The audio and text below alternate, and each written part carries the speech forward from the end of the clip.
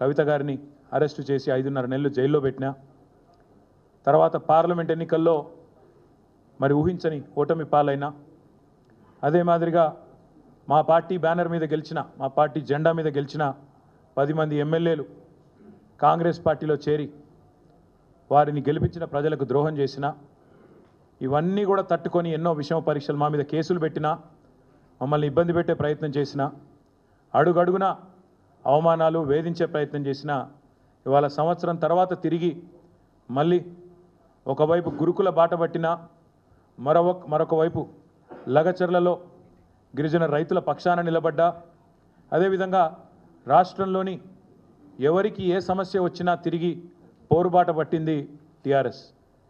ఈరోజు తెలంగాణ భవన్ జనతా గ్యారేజ్గా మారింది. వరుసగా క్యూ కడతా ఉన్నారు ఇక్కడికి.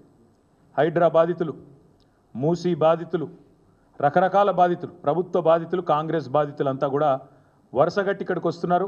వచ్చి వారి వేదన, వారి బాధ చెప్పుకుంటూ ఉన్నారు. అందుకే నేను అనేది, మా నాయకులకు, మా కార్యకర్తలకు ముందుగా శిరస్సు వంచి వారి పోరాట స్ఫూర్తికి నా ధన్యవాదాలు తెలియజేస్తా ఉన్నా.